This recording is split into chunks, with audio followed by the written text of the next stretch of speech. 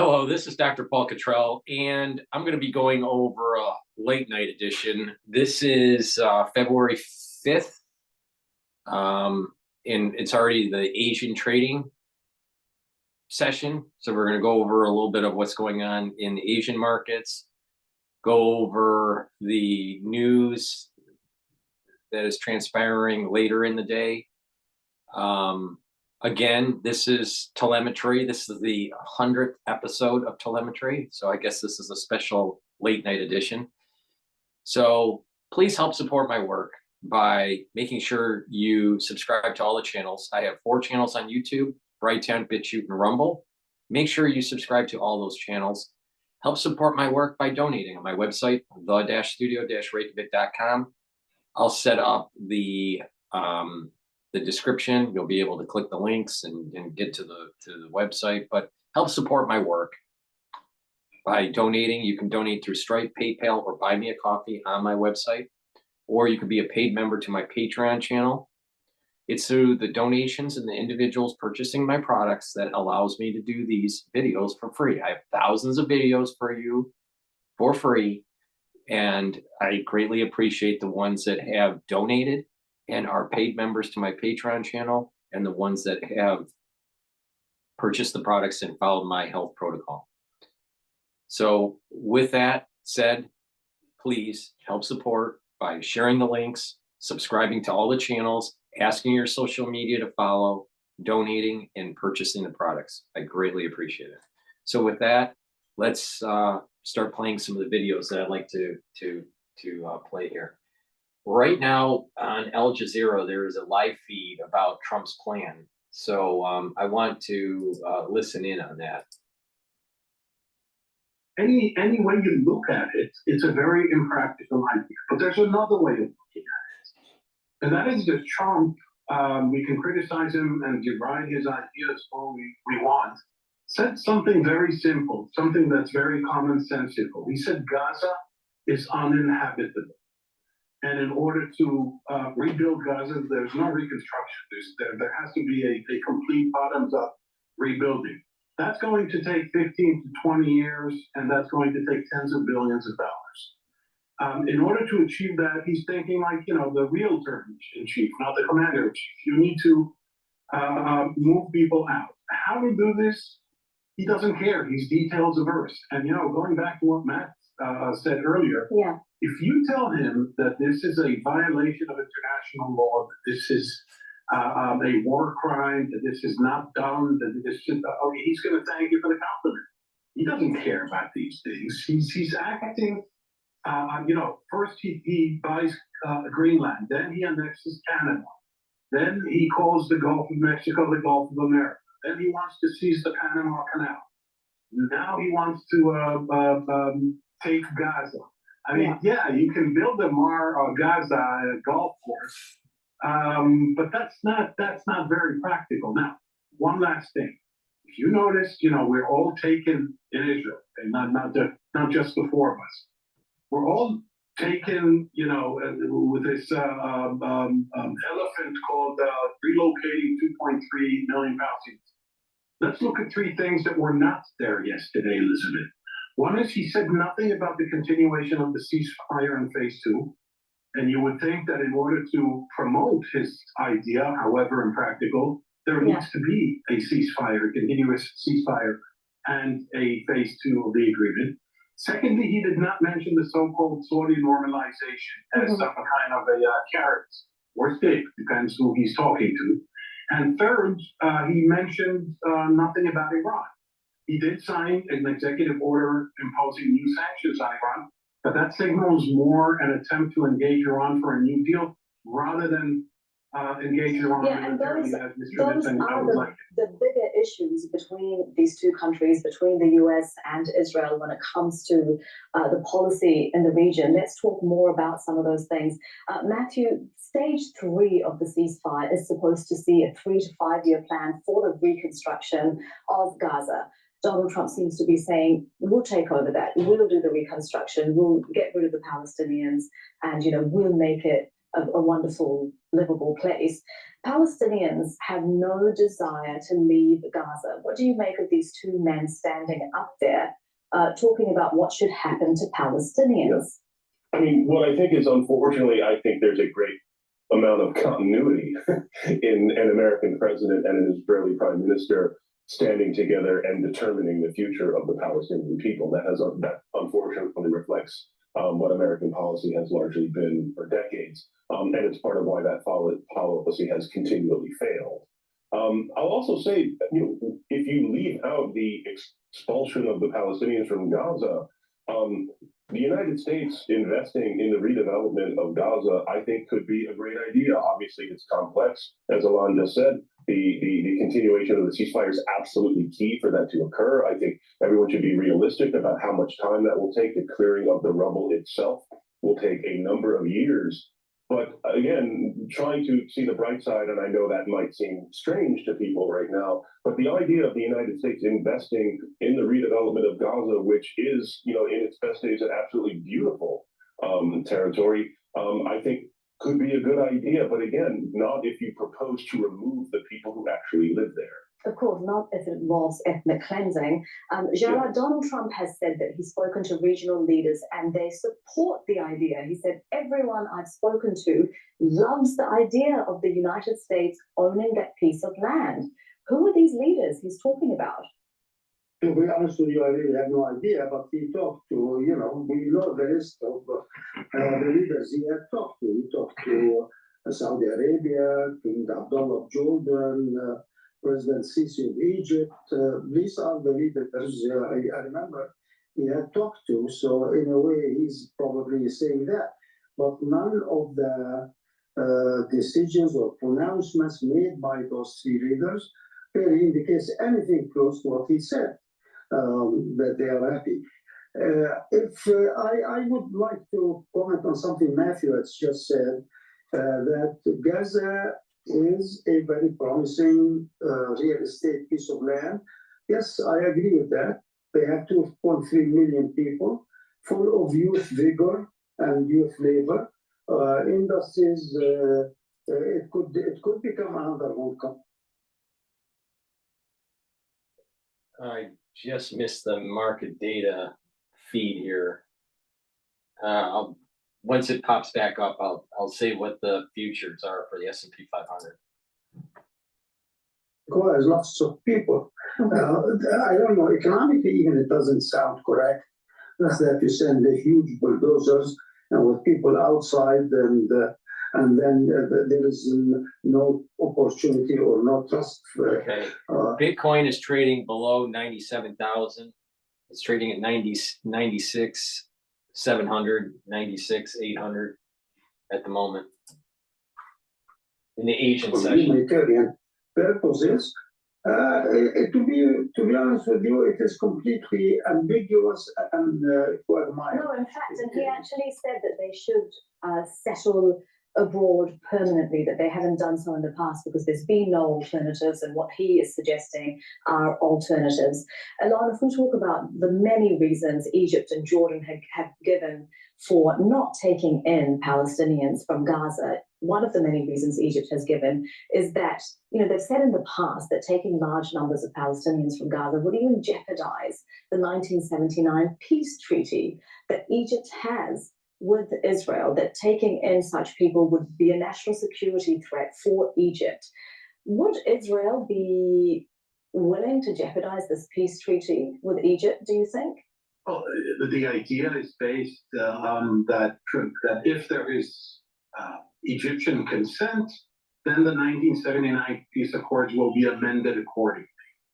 But we're not there yet. Look, it would make much more sense if you take the real estate approach to foreign policy, as Trump often and habitually does, and you say, okay, in order to rebuild Gaza with Saudi money, Qatari money, or American money, you need to evacuate temporarily for say 5 to 7 years, maybe 10, 1.5 million people, not the entire 2.3 million population of Gaza. Then the most logical thing to do, if you still believe in Israeli-Palestinian cohabitation, I don't even want to call it peace, cohabitation, then the thing to do would be to invest that money in building 3 or 4 500,000 large cities in the West Bank, rather than a tent city in the middle of the Sinai Desert where the temperature is 43 degrees on a nice day. But no one's talking about the West Bank, certainly not Mr. Netanyahu. So this all, it all figures into his bluster, and there's this aquatic insect called the mayfly. It has the shortest lifespan of all creatures, 18 hours, between 18 and 20 hours. These are Trump's statements. You wait, you be patient. We'll stop dissecting this. In 48 hours, he's going to go back to talk about the FBI, illegal immigration, Greenland, or Taiwan for that matter.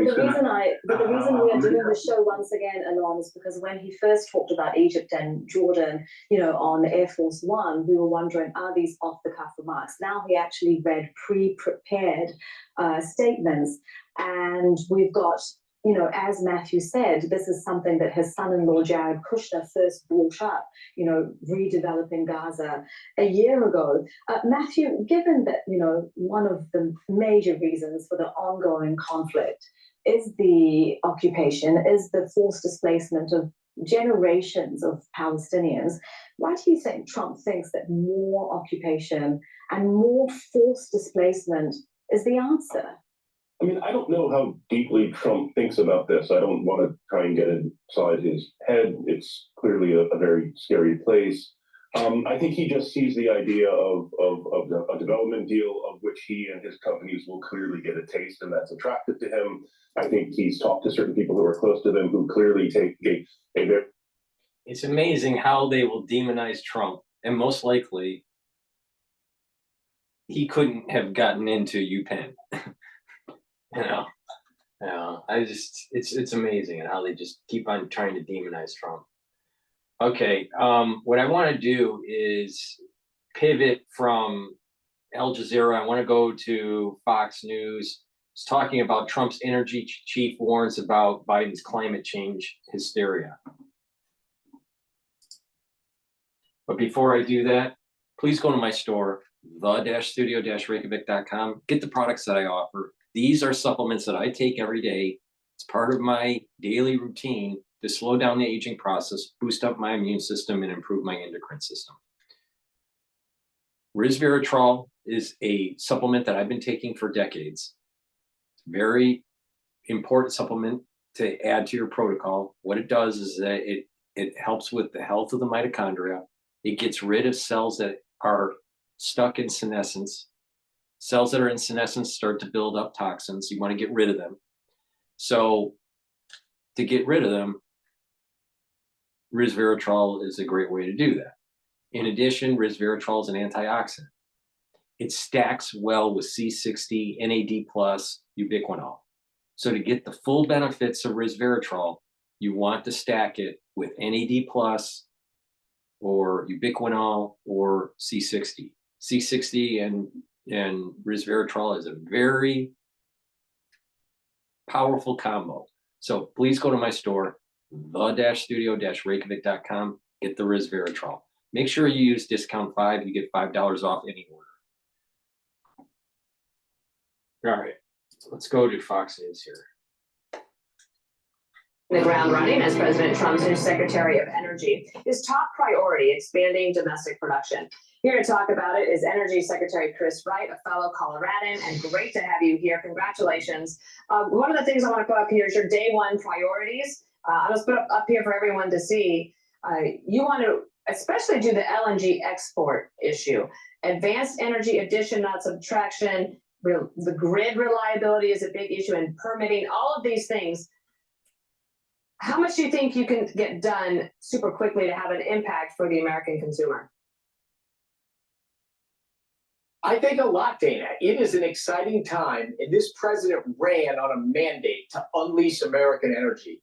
Not only is that lower cost for Americans, but it brings more opportunities to America, new jobs for America, new entrepreneurial possibilities for Americans. So look, we've got a deep hole. We've gone the wrong direction for 4 years. So things won't The S&P 500 futures is at 6,090. So it's positive right now.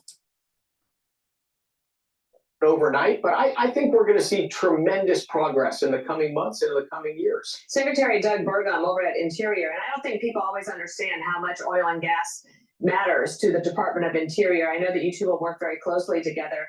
He revoked Biden-era actions right away, allowing more acres in federal waters to be explored, also in Anwar up in Alaska, and at the National Petroleum Reserve, trying to figure out a way to do more there. Can you match that? Doug is off to a strong start. I'll be trying to catch up with Doug. But look, Doug was governor of North Dakota, and that's where the shale revolution moved from natural gas to oil, just absolutely transformed the state of North Dakota. Our goal is together to transform the living quality of life and affordability of life in the United States. But I think we'll see some exciting things happening in the coming years, and in fact, in the coming weeks. Okay, because price of energy surged under President Biden. We can show everybody here. Overall, it was up 33%, and fuel oil up 47%, gasoline up 34%, electricity up 30%. President Trump was elected to help bring down prices. What can we expect here? Well, look, electricity prices may be the most alarming. Those are rising fast over the last 4 years with almost no growth in demand for electricity. And now we've got AI, a whole new industry starting in the United States that's growing the demand for electricity. That's on a dangerous trajectory. But I think with this president and this administration, we're going to grow our capacity to produce electricity, to distribute electricity, and first of all, stop the price rises. And then with continued effort, hopefully start to reverse prices and bring them the other direction. Look, listen to President Biden. This is back in November of 2023. You know, I've seen firsthand what the reports make clear, the devastating toll of climate change and its existential threat to all of us, and is the ultimate threat to humanity. I did a lot of work before I was the White House press secretary, working with reporters for a Republican administration where every day you were called an enemy of the people because of your position on fossil fuels. I think that you are probably going to get the same kind of treatment from that kind of media. How do you respond on climate change? Oh, I'd love to have that dialogue, and I've been having that dialogue for 20 years. Climate change is a real thing, but it's not at all what it's represented to be. It's nowhere near the world's biggest problem. It's a slow-moving problem that the only solution is new and better energy technology. But treating it as a political football, spending trillions of dollars on less effective energy, that just makes energy more expensive, makes people's lives harder, and displaces jobs to other countries, other states. That's the wrong way to approach this challenge. This president gets it. This president is bringing common sense back to Washington. My last one is about, I don't think people understand how important the Department of Energy labs are. And just to shine a light on that for me, what did you find in your first week on the job of looking into the possibilities there, and what do you do there? We have 17 simply tremendous national labs in the United States. They are the scientific envy of the world.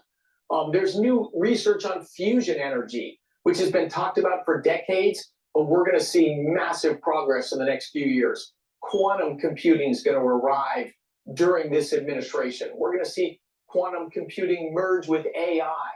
We're going to see tremendous progress. And a lot of it, Dana, to your point, driven by what comes out of the United States as national labs. I'm proud to be on that team. Well, I hope you'll come back and visit us often on America's Newsroom. We love the topic. Thank you. All right, so let's take a look at some other stuff that's in the news here in this.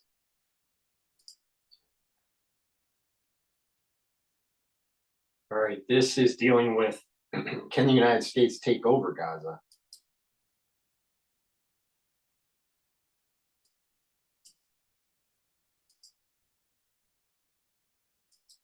To the King of Jordan's visit. I'm Martha McCallum. All right, Super Bowl bets coming in the near future. Thank you very much, John and Jackie. I'm Martha McCallum, and this is the story on Wednesday afternoon.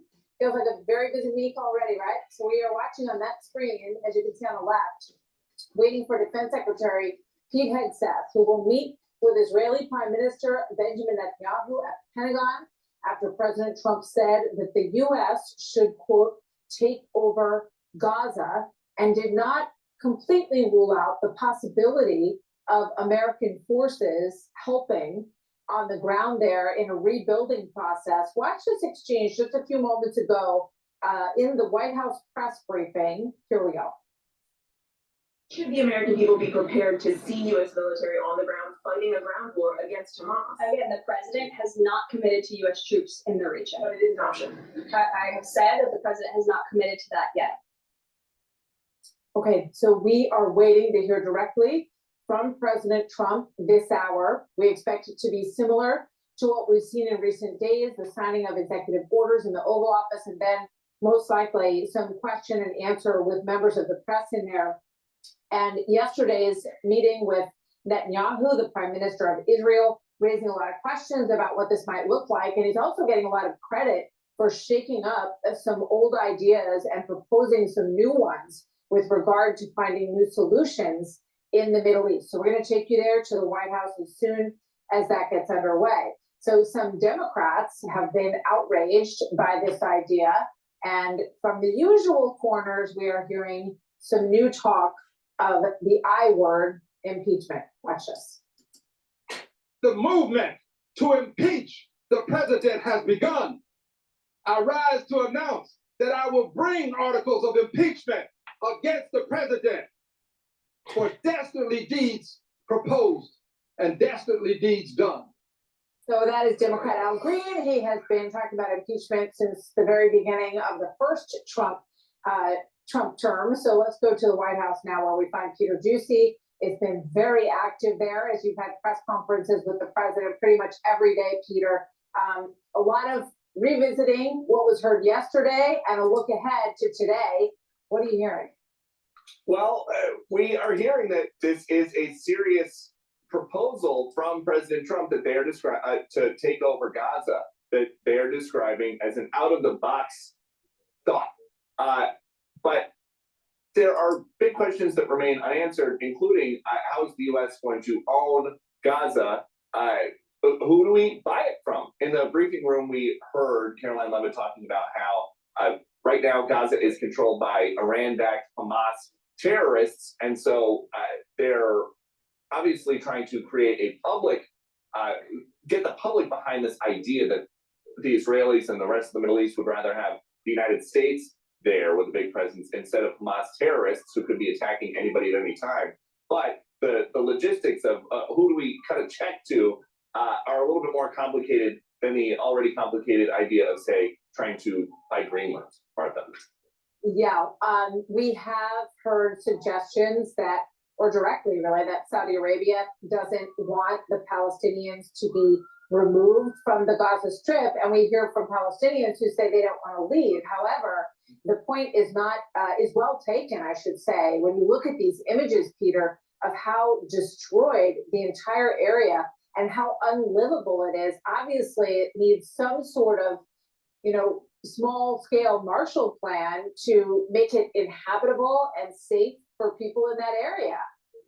And President Trump's suggestion that the United States could just take over Gaza comes after his team spent the whole day describing to us how it is basically impossible for anybody to safely return. When they talk about needing 10 or 15 years to go in there, that's not 10 or 15 years to go replace some broken glass and repave the streets. That is 10 to 15 years to go get unexploded munitions, to hook up basic utilities like water and power. What they are describing would probably take longer than 15 years. The 15 years might just be to clear the entire, what they describe as a demolition site here. So there are two things that are true. A very delicate ceasefire is still just hanging by a thread. President Trump says that he doesn't really know if it's going to hold up or not. And these people have nowhere to go. Going back to Gaza does not seem like a safe idea, even though that has been the home for a lot of these refugees for their entire lives, for their families' entire lives. Entire family trees are rooted there. But they have to come up with somewhere else for these guys to go. And there have been various arguments from Middle Eastern partners about why they don't want some of these Palestinian refugees who might not have been vetted properly coming into their countries. There have been huge problems with that over since October 7th. But we are being directed to the King of Jordan's visit next week, when President Trump is saying that he has heard positive reviews from partners in the Middle East. They're telling us, well, King of Jordan's coming. Let's ask him next week, and we will. Yeah, obviously Egypt and Jordan, both large recipients of U.S. aid, and it is a strong ally relationship with Jordan and really with Egypt over the many decades as well. So we'll see if maybe there's some sort of partnership that can be developed that would provide more stability in the region through this, sort of throw the chessboard up in the air suggestion. Peter, you have covered the Biden administration, obviously, for the last 4 years, and now the first weeks of the Trump administration. So we are finding it interesting to sort of compare similar moments and meetings. So here is a look at Biden with President Naftali. And then when we hit the other play button, you'll see a clip from President Trump with Benjamin Netanyahu just yesterday. Watch this. For the Palestinian people, a credible pathway to a state of their own. And for the region, a future of normalization. The only reason the Palestinians want to go back to Gaza is they have no alternative. The U.S. will take over the Gaza Strip. So, obviously, It's a little very, different. very different takes, Peter. And with Joe Biden, anytime there was a big international occurrence, they would make a point to say, okay, well, he's going to get on a virtual call with the rest of the G7 or the rest of the NATO leaders, and they're going to figure out what the best next step is. It was very, very bureaucratic, whereas Donald Trump is literally doing things backwards. He is thinking of the most unheard of idea and starting with that as a lead point in negotiations. Well, sometimes a big idea is a shake-up moment. Peter, thank you so much. It's called being a leader instead of being just a puppet. Let's go to France 24 just to get a perspective on their coverage of Trump's idea here. A giggling, giddy response, even among those on the far right or veering towards mainstream who seem happy at the notion of just Gazans being gone. There is an acknowledgement at the same time that this is not a possible reality. We are hearing that from experienced diplomats such as Amira Oron, the former ambassador to Egypt, and others. But there is this strange giddiness among the extreme right wing.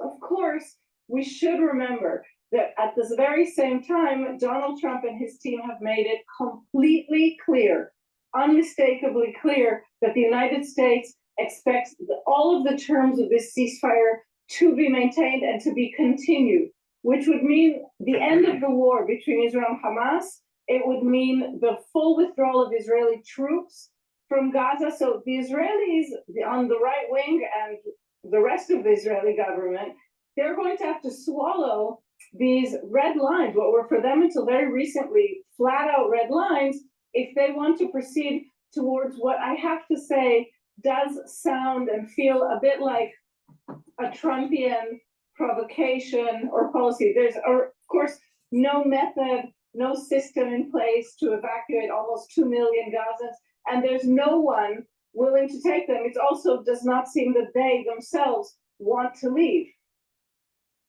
In other world news, Argentina's President Javier Milei has begun withdrawing his country from the World Health Organization. All right. Milei said the Let me just plug one product here. Turmeric is very important to take every day. Why? It brings down inflammation. It soaks up free radicals because it's an antioxidant. By taking it every day, you're helping your immune system, but you're also helping your cardiovascular system. So please go to my store, the-studio-reykjavik.com, and get the turmeric. It's something that I take every day to improve my immune system. Now, last video I did, episode 99, I talked about my perspective on Trump's plan in Gaza. All right, so I'm gonna just quickly go over it again in this one. I gave a little bit more in-depth op-ed.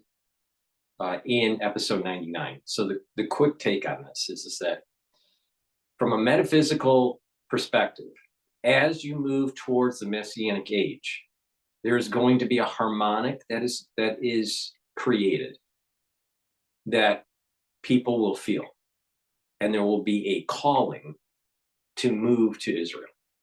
All right, but my understanding is that the red heifer had to be sacrificed first. The red heifer has not been sacrificed, as we know. No one has admitted that they've sacrificed one of the red heifers.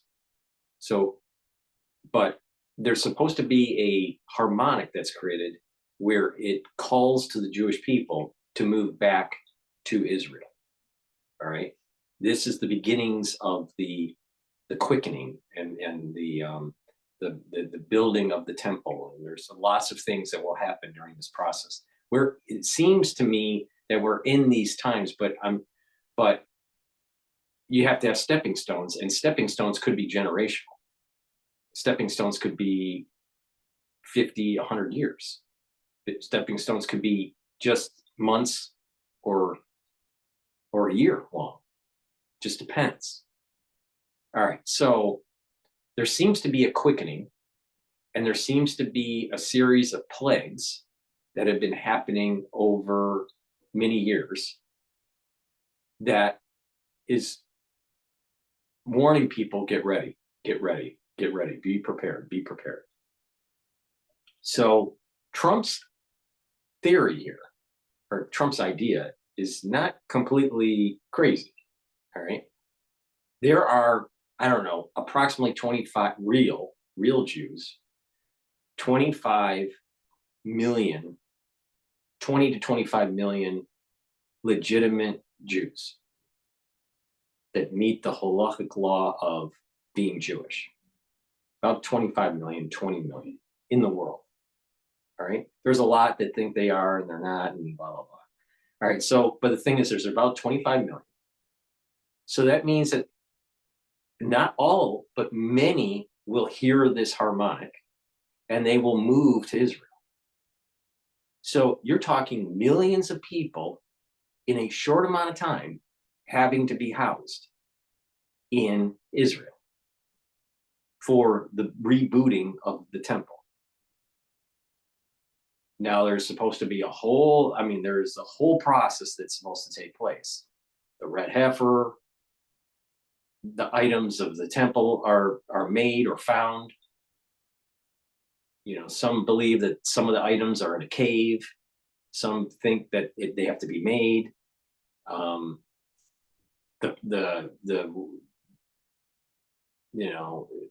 My understanding is just the finding of the ark. So there's many things that have to happen. All right. There has to be a purification that takes place of the people that move there with the red heifer, the ashes of the red heifer. See, right now we're all impure because of our exposure to dead bodies. Most people are. So because of that, most people can't reboot the temple or create the vessels or the items for the temple because of their impurity. The red heifer fixes that impurity, but it also purifies. My understanding is the red heifer also purifies the vessels. So a lot has to happen, but with Trump building a Manhattan, basically Gaza, if it is completely rebuilt, would be about the size of most of New York City. That's what we're talking about here. So you're talking about millions of people needing to move to Israel in a very short amount of time. Now, that short amount of time, I don't know if it's in months or if it's in years, but in a short amount of time, probably within a year or two, that this happens. But the point is that that infrastructure has to be built, and this keeps on getting back to the biblical borders. There was a reason why the biblical borders were written in the Bible. Now that means West Bank. That means Jerusalem, all of Jerusalem, including the Temple Mount. That means parts of the northern front, which is parts of Lebanon, parts of Syria, parts of Jordan, parts of Iraq. I'm not sure if it's parts of Saudi Arabia. I don't know that. You're talking about the Sinai Peninsula. Now, my understanding was the Gaza Strip was always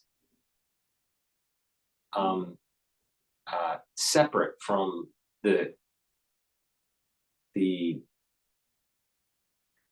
borders that are written in the Bible. Now, maybe other scholars could prove otherwise, but my understanding is that the Gaza Strip was something separate from the biblical boundaries.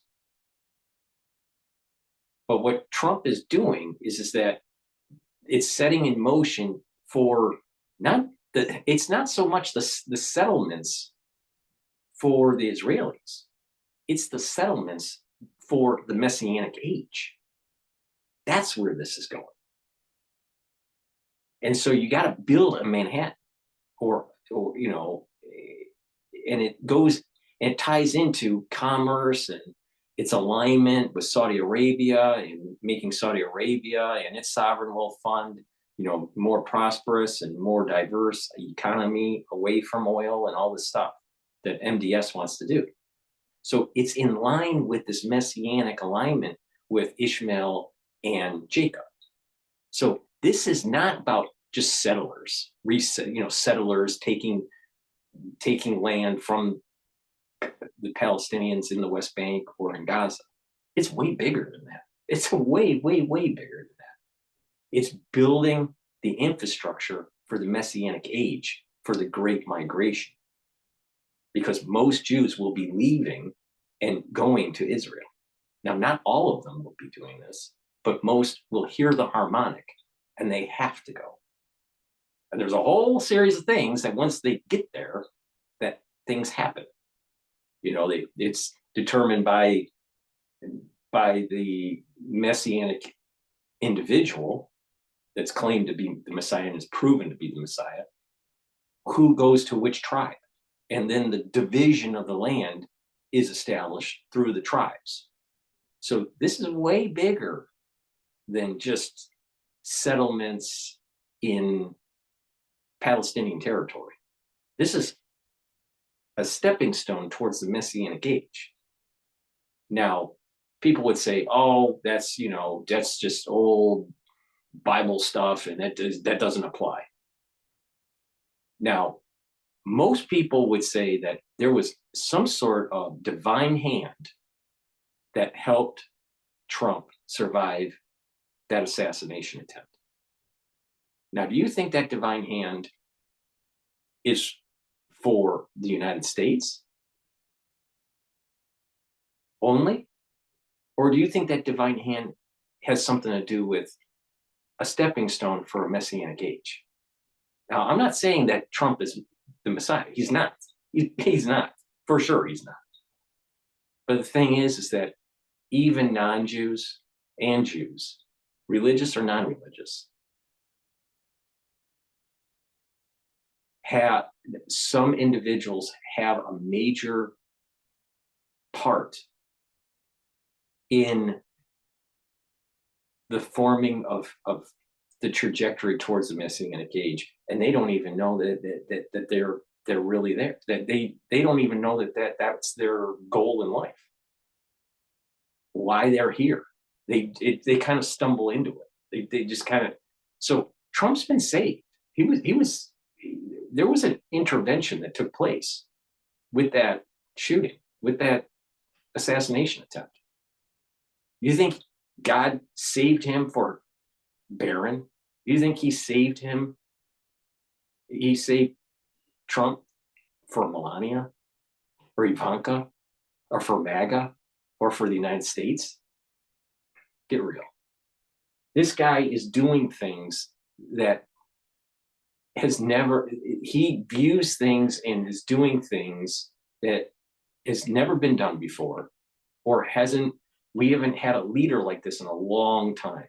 Like I said, his soul root is a combination of JFK, of Reagan, and of Washington, George Washington. And you're seeing a lot of George Washington in him right now, a leader. All right. So he's been given an opportunity to be a major player and a stepping stone that he doesn't, I don't think he fully understands towards a messianic age. But that messianic age has to go through birth pains and a set up, a small build up towards that messianic age. Now, all of the nations of the world, when this happens, will be blessed. But as we approach this, there's going to be a lot of strife because of the split between Esau positive and Esau negative, the head of Esau and the body of Esau. Esau is the twin of Jacob.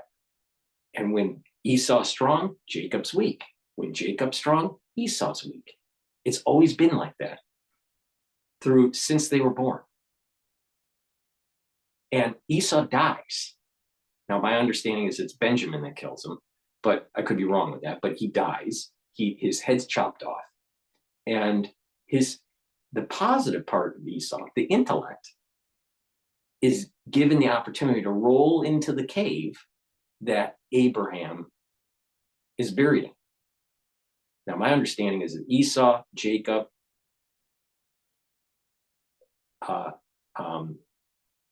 Isaac, Sarah, Adam, and Eve, but I don't think Lilith is buried in that cave. All right, someone would have to look it up, the name of the cave. I don't remember the name of the cave, but all these patriarchs are there. All right. Now, the intellect, the positive part of Esau, is being given the opportunity to repent and to have the honor to be buried with the others. The body is not, because it's animalistic. That's the negative. And so what we are seeing in this world is this battle between Jacob and Esau going back and forth, who's stronger, who's weaker, right? When Jews were in diaspora, that was the almost the golden age of Islam. All right, so Esau and Ishmael were very strong. And so what's happening now is that Jacob, over the centuries, is getting stronger and stronger and stronger, even though it's been waxing and waning. But over time, Jacob is getting stronger and stronger and stronger, to the point that we get to this Messianic age. Now, it's going to happen in 216 years, 100%, or it's going to be earlier. Now, it's up to us to make it earlier. We can make it happen earlier, and it could be peaceful. Or it can be, we could just not pay attention to the signs, and it automatically happens in 216.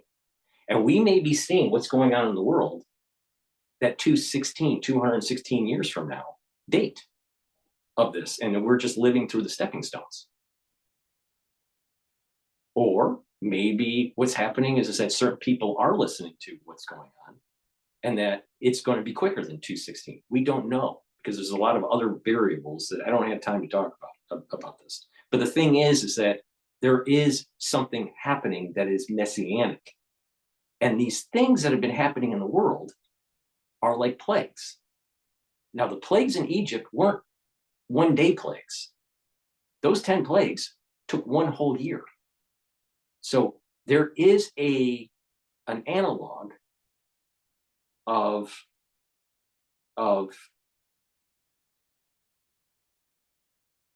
an extended period of time where mankind is plagued, and that a big event happens after those plagues. Now, what is interesting is that when you look at these biblical events, they seem to be faster paced. taking less time. For example, the 10 plagues for 1 year. I think what's happening is mankind is being plagued over a multi-year event. Now, Egypt represents hell, biblically. But we're all in a larger Egypt, in a larger hell. Most people are slaves and they don't even realize it. So we're living in a multi-year plague, multi-years of plagues, not knowing when the global exodus will happen for everybody. And that Egypt, in the sorcery of it, in the witchcraft of it, the evilness of it, is permeated throughout the whole world. And so there's this battle between Esau and Jacob. And over time, Jacob keeps on getting stronger and stronger and stronger, to the point where Esau splits and decides to repent. So the positive side of Esau, the intellect, aligns with Ishmael and Jacob to fight the negative Esau. Now, the negative Esau is in the Middle East, but also in the West, Western culture, Western countries, and also in Asia. So this negative part, many people are going to die during this event. Now, how they die, I'm not sure. Is it biowarfare? Is it chemical? Is it radiological? Is it, some sort of mystical, spiritual thing that happens? I don't know. But Esau's negative soul dies. The body dies. The animalistic side of Esau dies. Now the question is for the ones that are not Jacob, soul root, or Ishmael soul root, you're Esau soul root, or maybe a little bit of a combination. But if you have a lot of Esau in you, you got to decide if you're going to be on the positive or the negative. The negative is going to die. 100% sure about that. When? I can't tell you. The positive that repents aligns with Jacob and Ishmael. And so you're seeing the land is kind of like a microcosm of this concept that I'm talking about, of the alignment of the souls and the splitting and the purging. Esau negative dies. Now, there are some Esau negatives in Israel that are Jewish. There are some people that are in Iran that are Jacob soul root, that are not Jewish. You don't have to be Jewish to have a Jacob soul root. And nations get energy through these soul roots. So the nation-wide level has a composition and gets energy force. But if a nation is heavily Jacob, which Israel is, it's going to have a certain level of energy. If a nation is heavily Ishmael, it's going to have another source of energy and blessing. That is Saudi Arabia. Now, in the United States, we are a combination. We have a lot of Jacob because of the Judaic-Christian ethos of the United States, but we also have a lot of Esau. So inside the United States, we're going to see a battle that takes place internally. As Esau starts to split, and there's going to be conflict. Now, we can use terms like ultra liberal and conservative and all that, but they don't really get to the root, no pun intended, of what the concept that I'm talking about. Because it's about souls and energy forces that are flowing down the Kav, the flow of the Kav through the soul roots. But there's going to be a convulsion that takes place between the positive and the negative of Esau within the United States. And we're going to see it manifest in the news, and you're going to see it in social media where people are demonizing other people. But the bottom line is it's been written down for thousands of years. The ones that attach to the soul root of Esau, negative, die. They die. They don't get buried in the cave. And it's only the ones that repented, the positive soul root of Esau, that is allowed to go forward. Now the question is, now there's many people in the United States. They're right there. They're Esau. Now the question is, are they going to be positive or negative Esau? And you kind of see how this is all playing out in social media already. How people have positioned themselves to say certain things. Now they can repent. It's possible that they can repent, but a lot of them are digging in as these ideas, stepping stones for the Messianic age start to happen. It's going to happen in 216 years, 100% sure. The question is, will it happen earlier? And will it be bloody or will it be peaceful? Those are the questions. But to say that it's not going to happen, obviously they have not paid attention to what has been written down for thousands of years. And all you got to do is open up the paper and you're literally seeing the Bible predictions happening in real time. So that's my take. So someone did a post on my X, or a reply to one of my videos, episode 99. I was talking about the head rolling into the cave. The head rolling into the cave for Esau is actually a blessing for Esau, because the intellect, the positive side, is allowed to be buried with his father and with his brother. And then they get the honors of being buried with Adam and Eve. Now, the body is not, because it's animalistic. It didn't repent. It didn't find a way to, be in harmony with the world and with Jacob, his brother. All right. So that was the cave part, the head rolling in the cave. And then I talk about the temple being a machine. It's a machine that has to be rebooted. There's only one group of people that can reboot that machine. And those are Jews. And it gets even more detailed. The ones that really press the button, and I'm saying this metaphorically, that press the button of the machine of the temple are the Kohanim. So it's not just any Jew, it's a special type of Jew. It's a special tribe of Jews that can do it. Nobody else can. Because if they tried, they die. So, and not only is it that it has to be a Kohen, but it has to be a pure Kohen. Just slightly impure, they die. So to reboot this machine has to be very precise when it comes to spirituality. Very precise. So once this machine gets booted up, the temple, with its sacrifices, and we don't understand why this works. No one's smart enough to understand it. Don't even try to do it. But there are rituals within the temple that allow this energy, this Kav energy flow, to flow in to provide blessing. But once the Kohanim isn't pure enough, the machine starts to break down and there's curse that happens. But with the rebooting of the machine, the temple,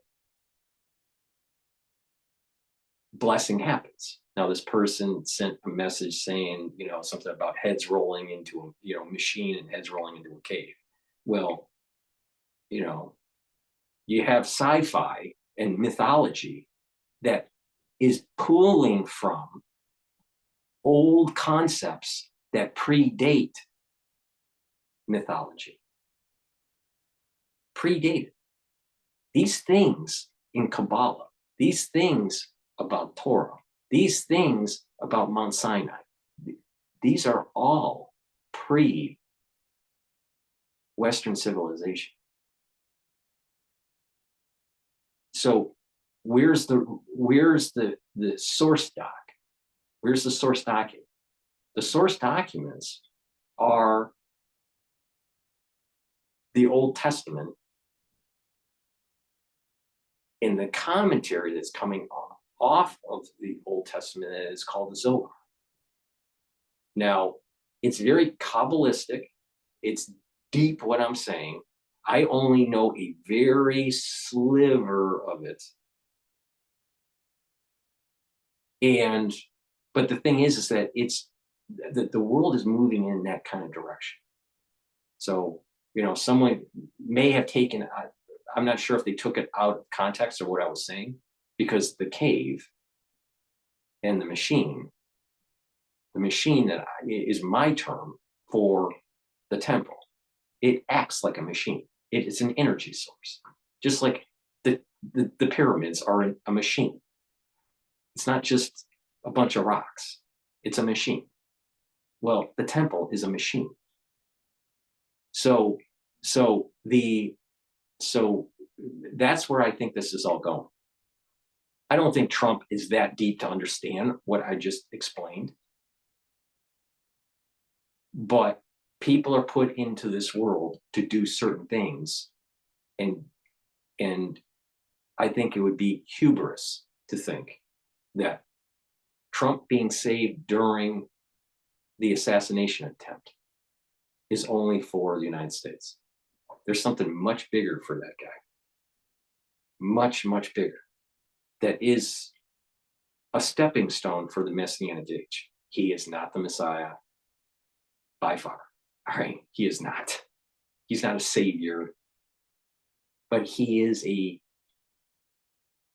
person, a king, a leader that is very unique, that can establish some of the key milestones towards this Messianic age. That's my take on it. Now, some people will say, "Oh, he just wants to put casinos along the, or along the riverfront, and it's only going to be rich people that buy it." I think what's going to happen is that's going to be a settlement zone for the quickening when that harmonic comes for the Messianic age, because you're talking millions of Jews move in a very short amount of time. Where's the housing? Where's the infrastructure? Where's the jobs? Where's the, where now, maybe in a Messianic age, you don't have jobs. I don't know. Maybe there's no such thing as work in the Messianic age. But just in modern understanding, if a massive group of people in the millions move to Israel because of the quickening, then where do they live? Right? And not only that, you have to have enough where you're dividing the land up between the tribes, because when they move, the Messiah decides which tribe you are. They can tell by the way you look and your name on what tribe you are. So now how they do it, I don't know. But the thing is because we don't know who the tribes are. So, and they get a certain land carved out. So it's complicated. There's everything about Judaism is complicated. So that's what we're doing here, dealing with. Now, people would say, "Oh, Netanyahu's a bad guy," and blah blah blah. Yeah, he's corrupt for sure. He's a corrupt politician. Trump's ethics on certain things are a bit shady, right? But you can be leaders and still be a big part of something, especially milestones for the Messianic age. So do you really want to go against the grain of what God is trying to push forward? If what I'm saying is true, then there is a divine hand that's happening right now. Now, you can try to demonize that, but what you're doing is you're just feeding the negative soul root of Esau. And in the end, the negative soul roots of Esau die. Now, if you're a betting person, do you want to bet against God? Or you want to think that this is all hocus pocus? Because there's been a lot of things that have happened in the last 5, 6, 10 years that are really weird. And if you step back and have an open mind, it's looking biblical. Now that's my take on it. Let me plug a supplement and then we'll go to another video. Please go to my store, the-studio-reykjavik.com. Get the vitamin C and the magnesium. This will boost up your immune system and help with your skin. This works really well with the collagen. It cross-links with collagen. Make sure you drink it with filtered water.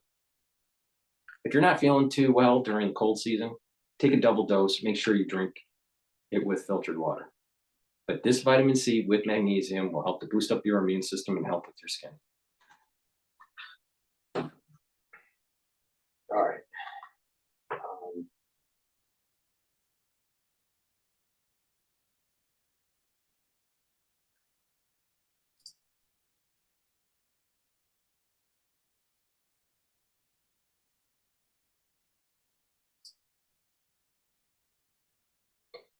All right, let's go to Gutfield. I mean, sometimes his commentary is pretty interesting. So, and funny too. But let's go to Fox. That's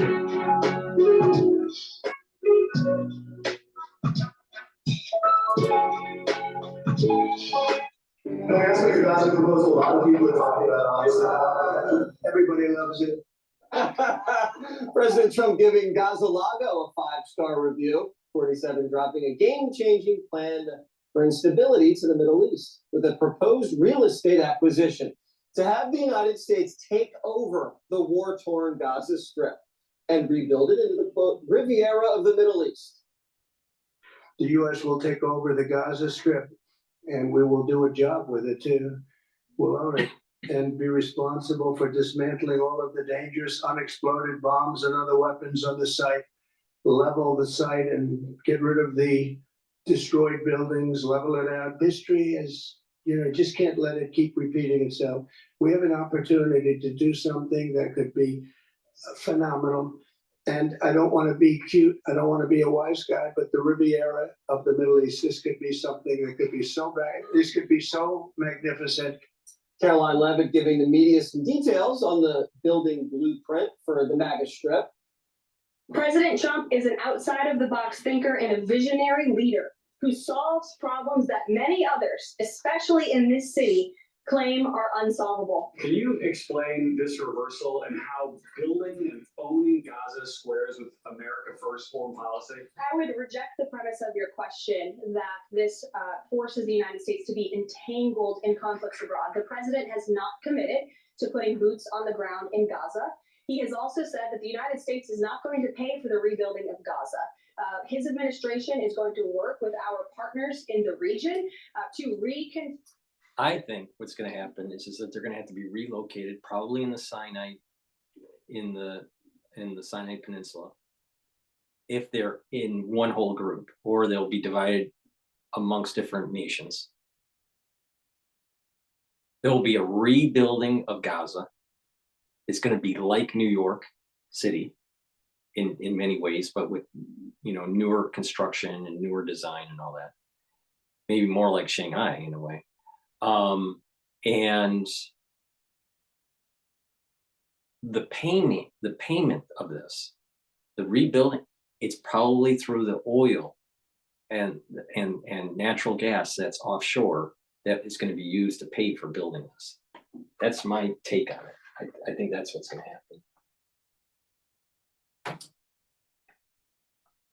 Right on cue, the liberal media and the Democrats are falling for the trap set by President Trump and freaking out over the MAGA in the Mediterranean plan. Why? It is part of the culmination of what I view to be catastrophic housing. And this is genuinely one of the most horrific humanitarian catastrophes that we've seen in modern history. It's the wackiest idea. It's hard to say. Now, this is what I mean in the United States, where it's the battle between Esau, positive and negative soul root. They're going to be fighting each other. Now, Satan knows that once Esau, negative, dies, Satan dies. Satan gets the energy from the negative Esau. I mean, Satan's getting energy from Esau, but it's primarily off of the negative. But once that split happens, Satan's life force is attached to the negative Esau. Now, Satan couldn't go into the cave. Satan is not allowed to be with the patriarchs in the cave. Only the head of Esau that repented was able to pull away from Satan and attach to Jacob. So what happens is that Satan is trying to convince people you can't give the land away. You can't build the machine. You can't reboot it. But Satan isn't going to say it himself. He says it through other people, through organizations. We're literally seeing the apparatus of the New World Order and organizations like the United Nations in its current form being used by Satan. Now, isn't it odd that when you look at the Security Council, they have the camera in the center and it's covered, with some cloth. It's like a one-eye camera that kind of rotates around that semicircle. Doesn't that kind of give you that kind of sense, that little feel that there's, what's lurking is Satan in the center of the semicircle?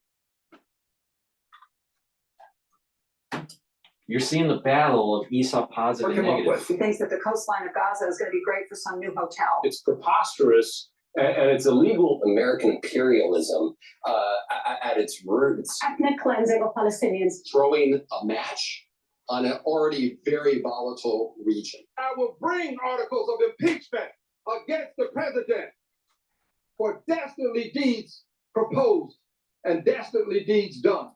I mean, what is that? The third time that he'd be impeached if that went through?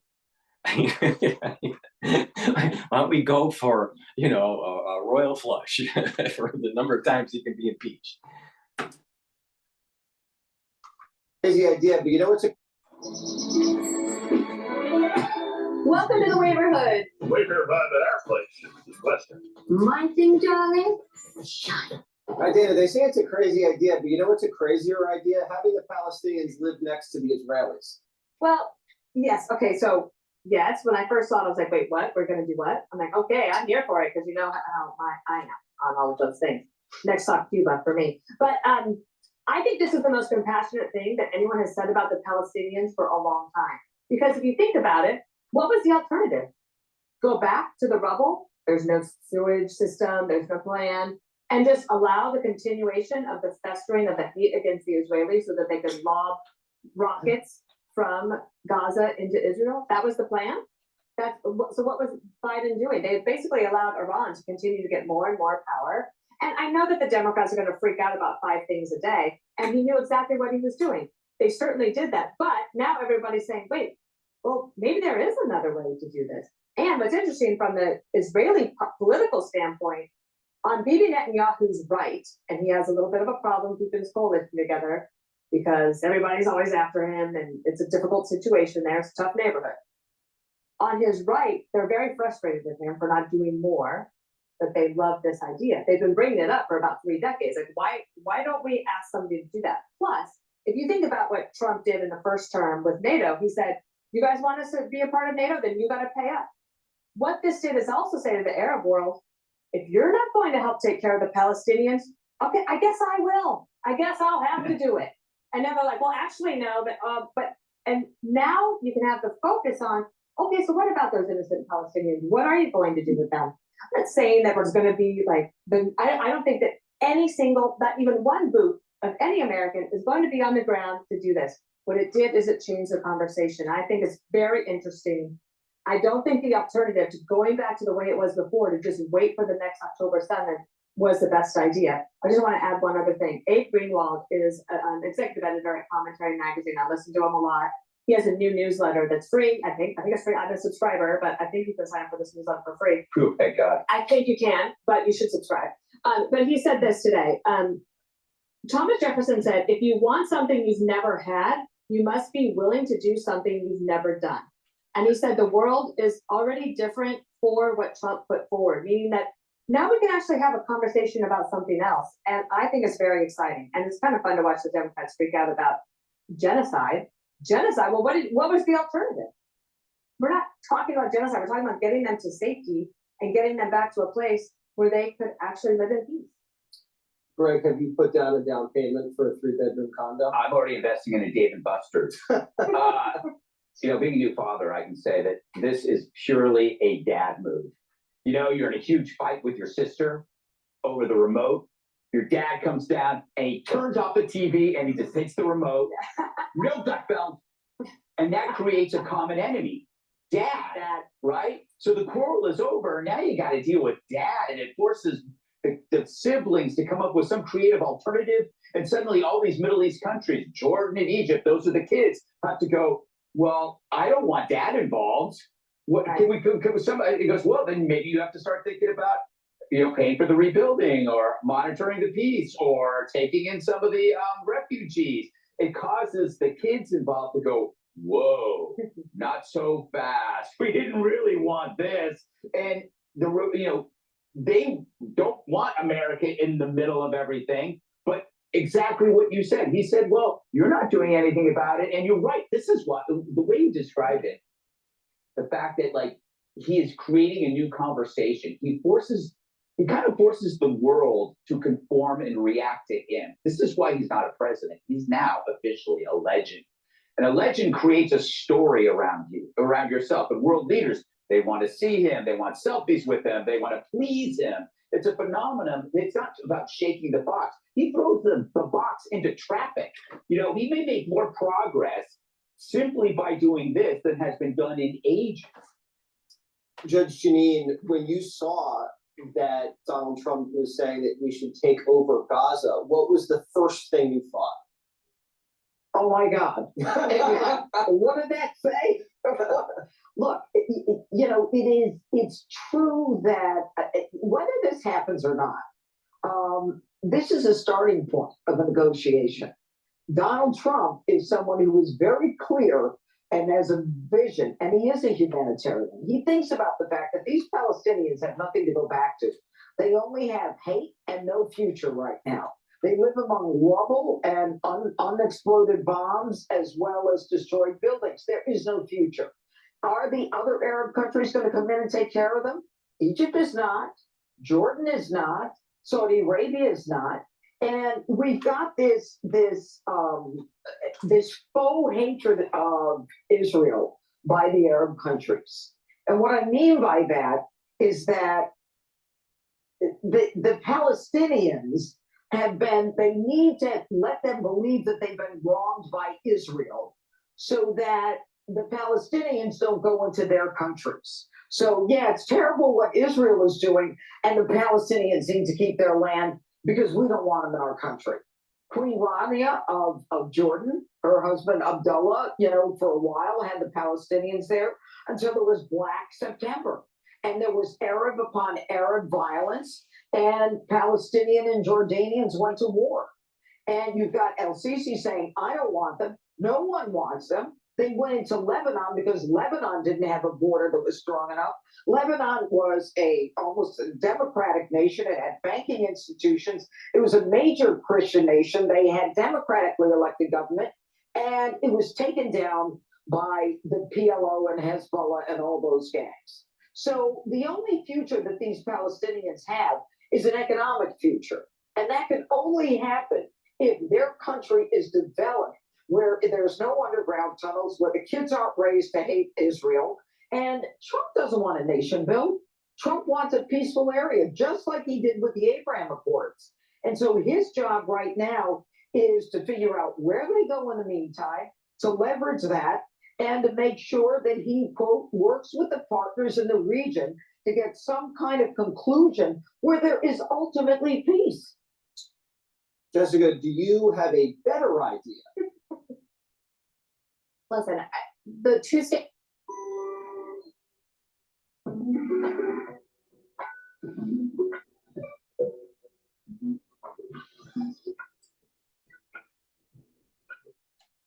Listen, the two-state solution that we have all wanted for decades is elusive, and unfortunately, I think it will continue to be so.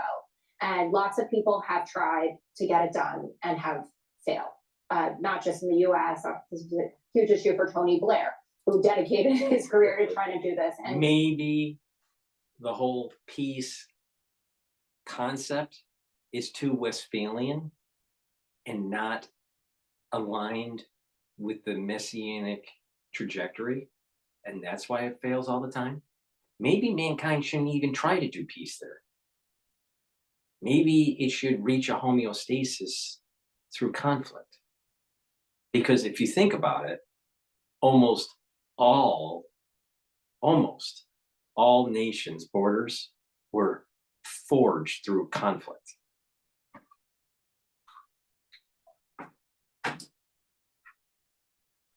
And pull it off.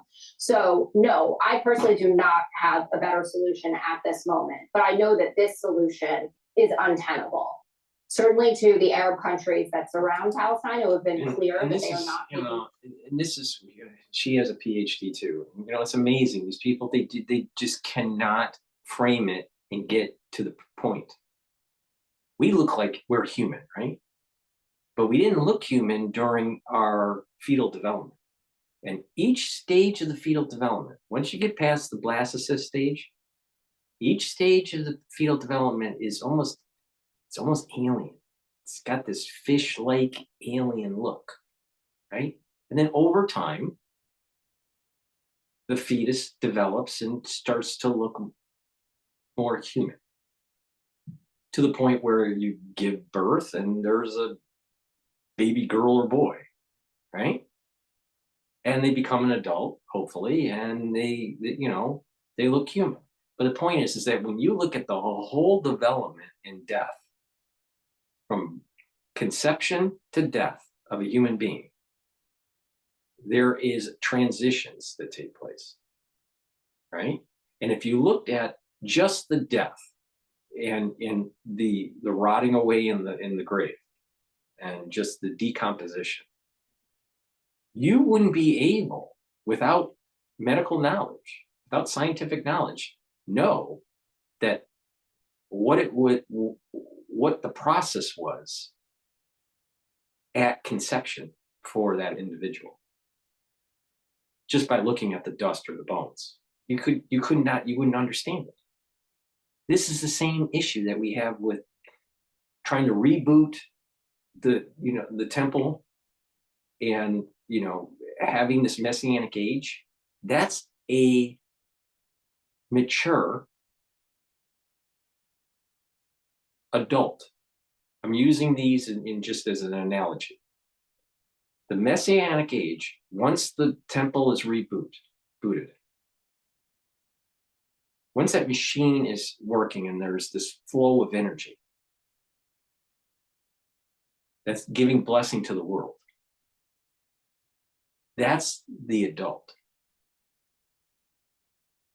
But we had to go through all of these different development stages. That's hard to see where this is going in the end. So we're like, we're in the mid to late stage of this. So it's easier for us to see it. But early in human history, it was not easy to see where this was going. Just like it's not easy without scientific knowledge, foreknowledge, without having some sort of understanding of the end result, just looking at a fetus and knowing what it will look like as an adult. Because it just looks like a quasi-fishy kind of thing. All right?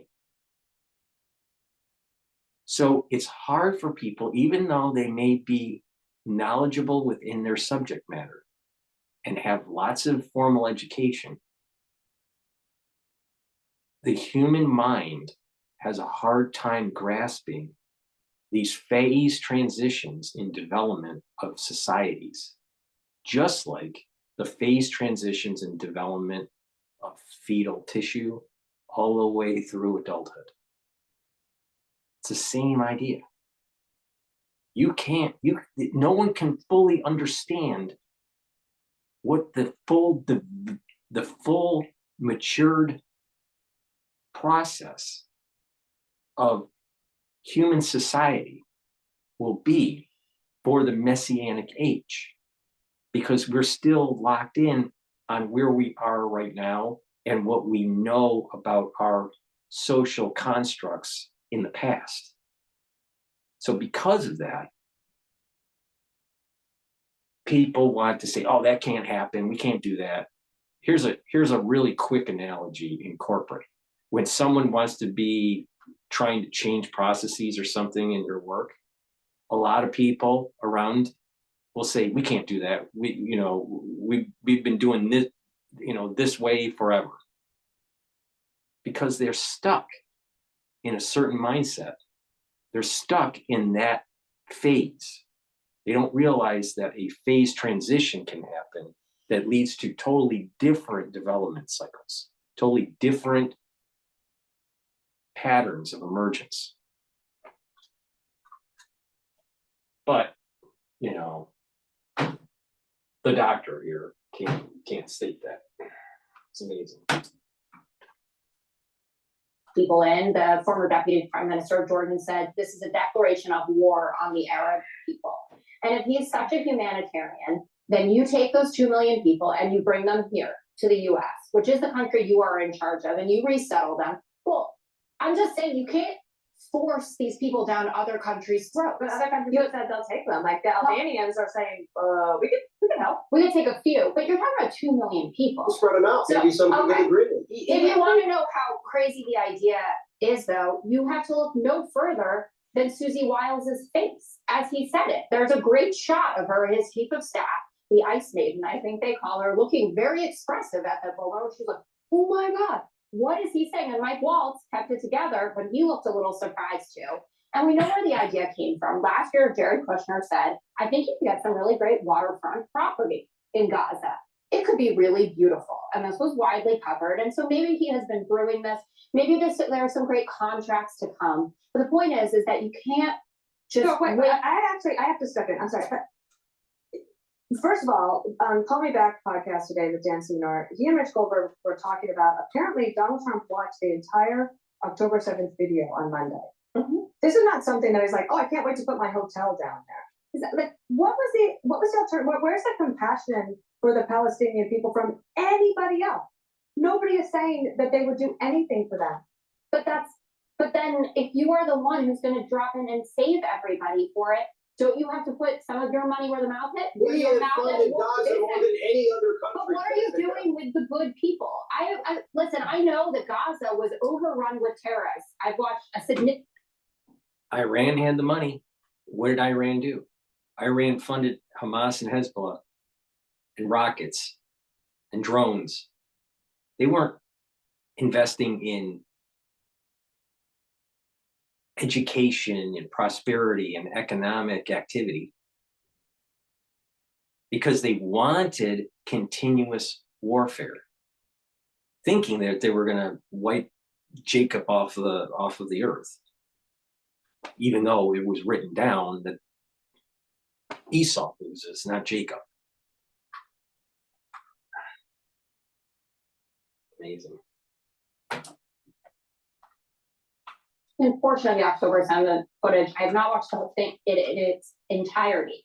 But you cannot say to all the neighboring countries that they just need to make room for millions of people that they don't want in their. Why not? Then you are the world's police. See, this is where Jessica, like Dr. Jessica, doesn't get it.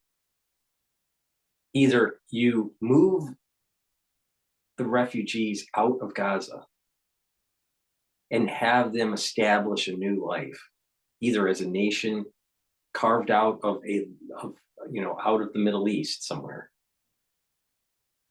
or what's going to happen is it's going to be more bloody, and more land is going to be taken away from the surrounding nations, and it's going to be subsumed by Israel. That's where this is going. Like I said, you can do this peacefully, or you can do it bloody. But either way, it's going to happen.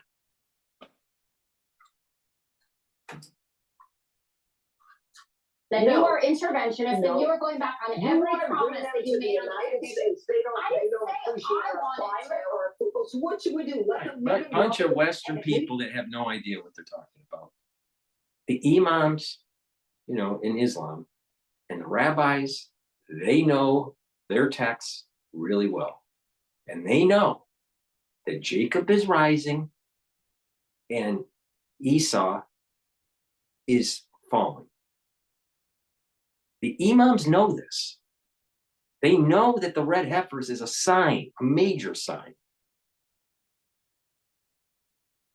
So they're going to kick and scream to try to hold on, just like how Esau wants to hold on to the birthright, to the covenant that's rightfully Jacob's. The Esau wants that, and he's going to hold it. And the thing is, it gets even weirder, is that Satan needs Esau to stay alive. So there's gonna be continuous strife. And these pseudo intellectuals, one is a Ph.D., the other is a lawyer, they don't get it.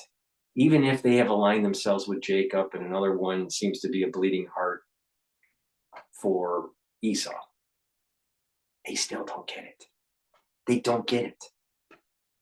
I have a heart, other than scholars within Islam or scholars within Judaism, I have a hard time finding anyone with Western education being able to articulate it as well as I have. These people are clowns. They don't know what they're talking about. Westerners and hate everyone else. Where are you shipping? You can't make Jordan open up. You can't make This makes it, everyone will have to step up. Yeah. It's smart. It's not about forcing Jordan or anyone else. It's about making people realize that for economic success in that region, we need to have peace and a rebuilding of Gaza. And instead of Jessica of saying, no, we can't, let's try yes, we can. Yes, I loved yes, we can, and hoping. Well, where is that? Where is the yes, we can? Well, maybe he'll get a third. Where's term. the joy? Maybe. Sorry, it's non-consecutive. So. Up next, sorry, Jessica, but it looks like the Democrats are having a bad case of Doge derangement syndrome. We will win. We will win. We will win. I mean, literally. When I was talking about Satan attaching himself with Esau negative, you might have just seen Satan in the human form through Chuck Schumer. Okay, let's go to Al Jazeera here. Specifics, and he often walks them back. I think what we see here is he comes up with an idea. He recognizes there's a genuine problem, that Gaza is a wreck. How can millions of people live there? And he suddenly has this notion of America creating Riviera in the Middle East. But if you listen to those who are around him, including his staff, they're much more measured in terms of suggesting, this is the difficulty of the status of Palestinians, etc. So I would not take this as a literal plan that he's pushing. Israeli Prime Minister Benjamin Netanyahu has met with the US Secretary of Defense and the Pentagon.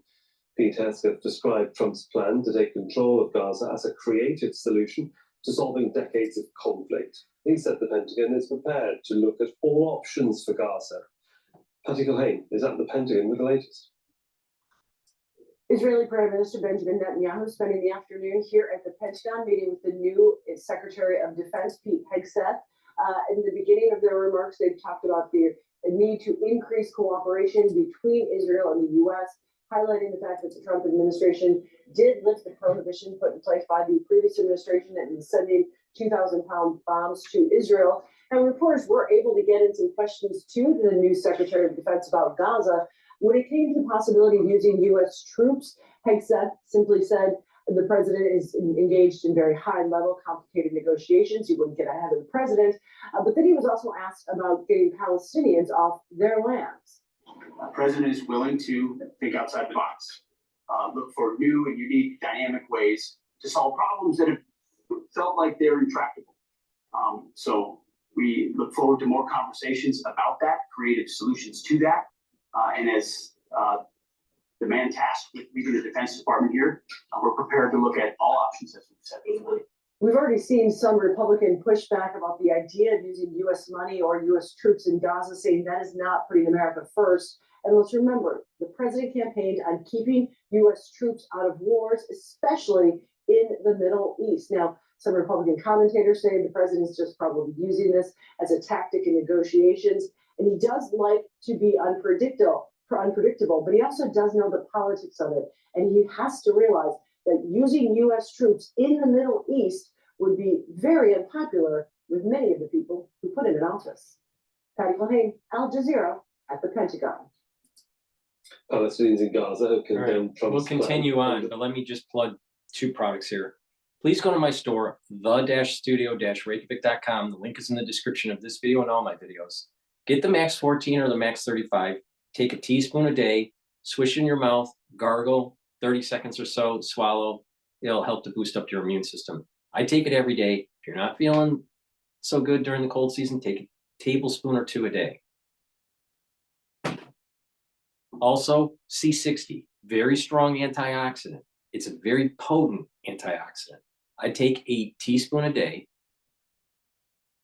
You can get it in avocado oil, MCT coconut oil, or extra virgin olive oil. You can get it in a 2 ounce, a 4 ounce, or an 8 ounce configuration on my store.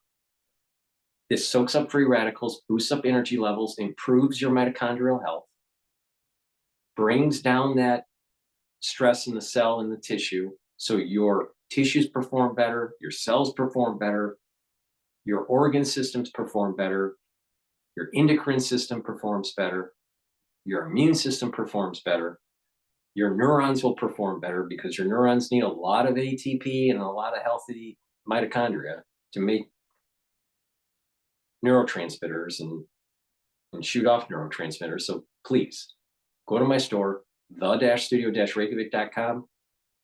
Get the C60. It's a very potent antioxidant. It's part of my core protocol. Again, the core protocol is Max 35, C60, turmeric, ashwagandha, and lignans in Boomer Boost. When you take all that, what happens is that you're supercharging your health. So please go to my store, the-studio-reykjavik.com, and get the C60.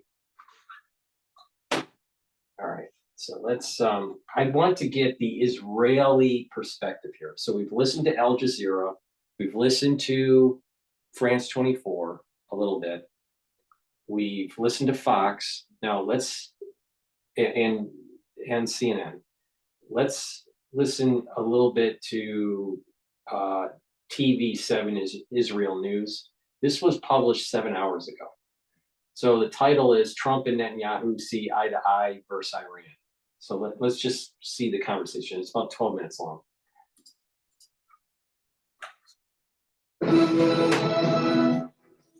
TV7 Israel News is made possible thanks to your generous donation.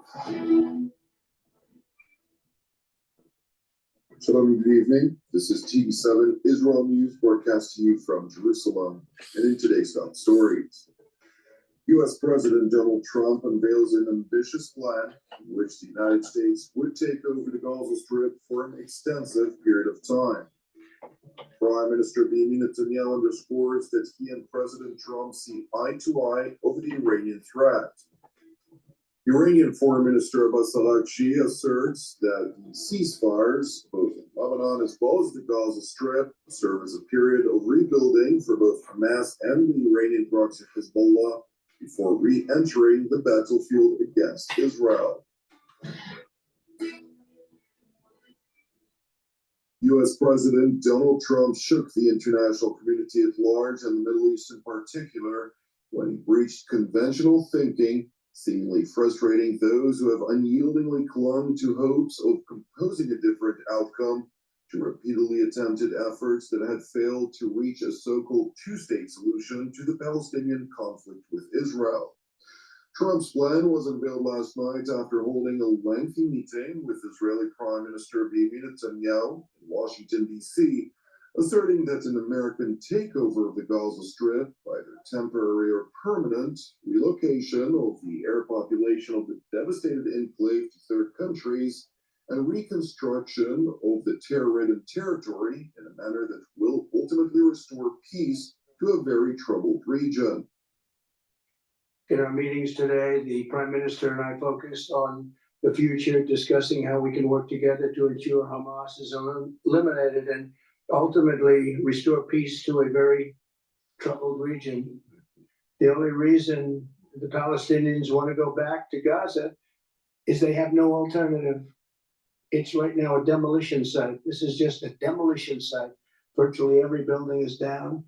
They're living under fallen concrete that's very dangerous and very precarious. They instead can occupy all of a beautiful area with homes and safety, and they can live out their lives in peace and harmony instead of having to go back and do it again. The U.S. will take over the Gaza Strip, and we will do a job with it too. We'll own it and be responsible for dismantling all of the dangerous unexploded bombs and other weapons on the site, level the site and get rid of the destroyed buildings, level it out, create an economic development that will supply unlimited numbers of jobs and housing for the people of the area.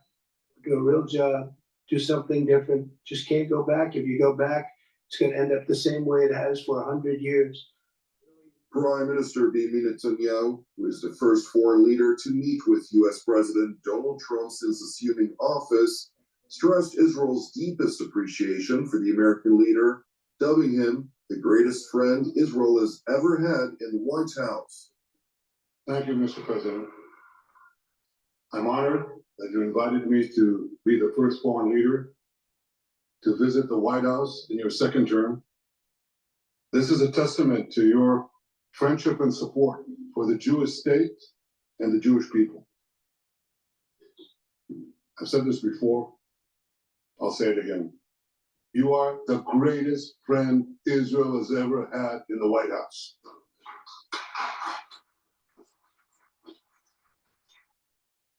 That's why the people of Israel have such enormous respect for you.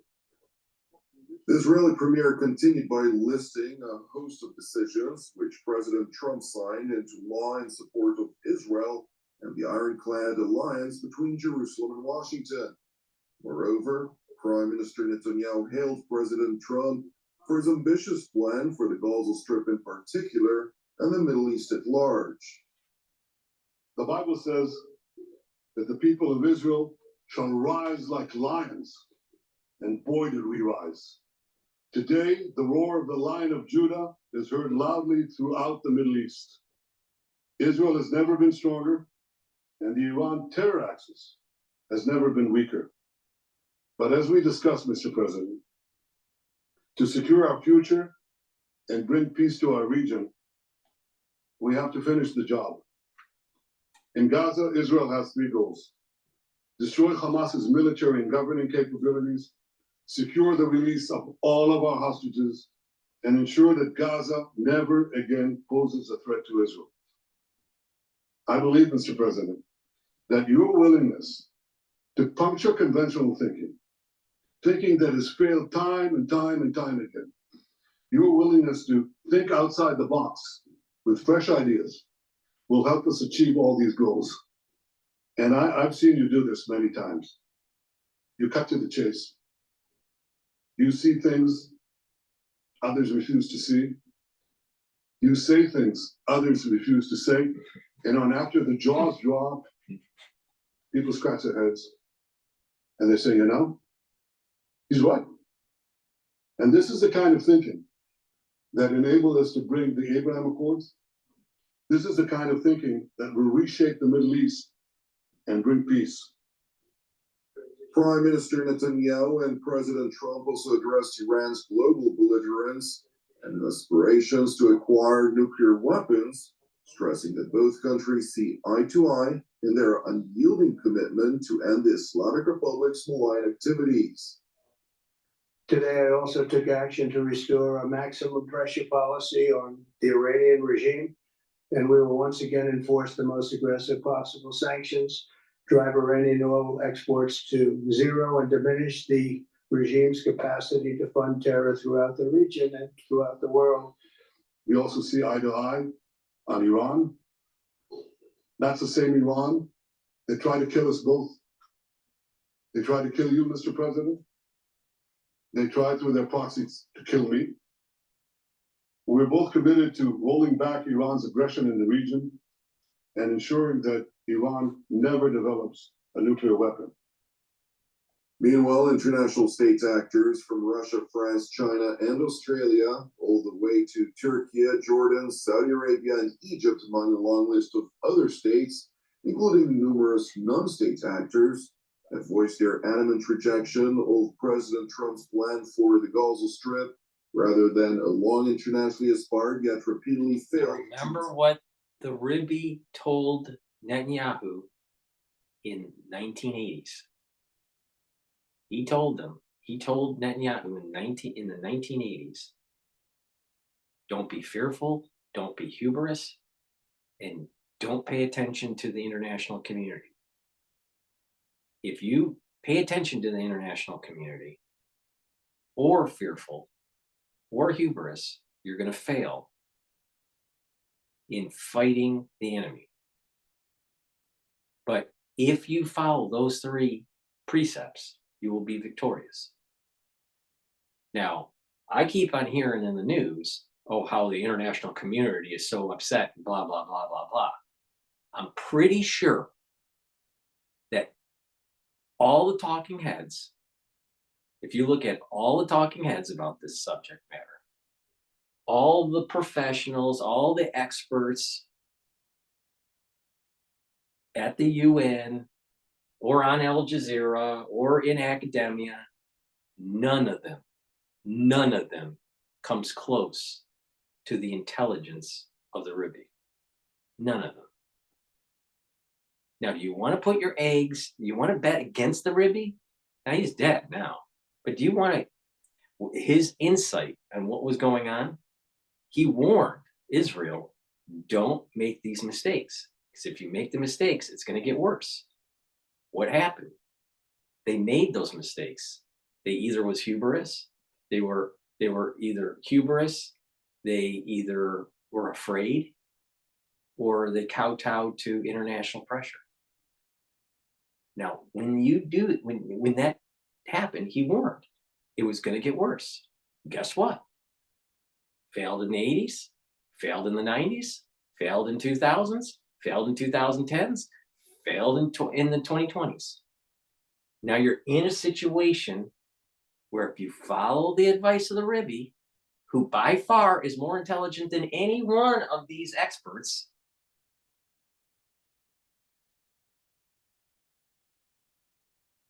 perhaps we actually see peace in this world. What if the Ribby's right? And what if all these experts are 100% wrong? Because we've been following what the experts are saying to do for decades. It doesn't work. So maybe thinking out of the box and taking the advice of the Ribby in the 1980s to Netanyahu, when he was part of an envoy to the UN back in the early days, maybe we should take that wholesome advice. Maybe the international community is corrupt. Maybe Satan, attaching to Esau negative, is in the international community's intelligentsia. Just maybe. Maybe by being fearful, you don't really trust in God. And being hubris, you think it's your own doing and not God's will. So the Ribby's wisdom was the right path. Now, obviously, the Ribby was not a warmonger. He didn't want to kill people. But we can follow the experts. We can follow Westphalian logic. We'll be listening to Esau negative until the cows come home, it's not going to fix the problem. It's only going to make it worse. It's only going to make it worse. Proof positive. All you got to do is look at the data sets. Now, the ones that are attached to negative Esau say, well, just Israel needs to Israel, Zionism and all Israel needs to just leave. You think that's really going to happen? Really? When it's written thousands of years ago that the machine needs to be rebooted so the Kav energy comes to bless the world? I mean, this is like sci-fi, man. You know, we listened to Dr. Greer, you know, he's talking about 0-point energy and all this bullshit. You know what 0-point energy is? That singularity right above the Ark of the Covenant.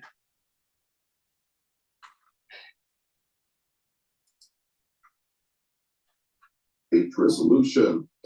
Moreover, the leadership of the Islamist Hamas from its headquarters in the Qatari capital, Doha, voiced their outrage over President Trump's statements and unabashedly called on him to retract his remarks.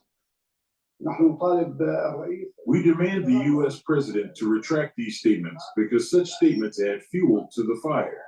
Our Palestinian people, the living forces and the resistance factions, supported by their Arab and Islamic nations, will thwart all plans aimed at deporting the Palestinian people and expelling them from their land.